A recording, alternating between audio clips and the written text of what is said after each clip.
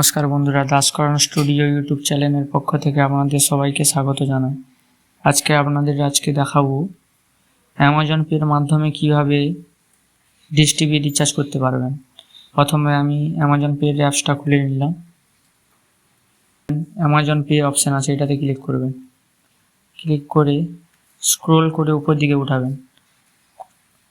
উপর দিকে উঠালে আপনার দেখাবে ডিশ রিচার্জে ক্লিক করবেন। ডিশ রিচার্জে ক্লিক করার পর যার যে ডিশ সেই ডিশে সিলেক্ট করবেন। আমার সান ডাইরেক্টে ক্লিক করছি। এবার আপনার যা প্ল্যান আছে প্ল্যান আপনি করবেন, লিখে নেবেন নাম্বার দিয়ে কন্টিনিউ করবেন। আর যে প্ল্যান আছে আপনার ওই প্ল্যানটা ক্লিক করে সাবমিট করবেন। পে নাও, আমি ইউপিআই এর মাধ্যমে পেমেন্ট করব। ইউপিআই অপশানটা ক্লিক করে পেমেন্ট করছি।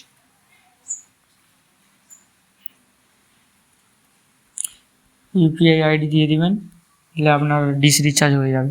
ভিডিওটি ভালো লাগলে অবশ্যই লাইক, কমেন্ট, শেয়ার এবং সাবস্ক্রাইব করবেন।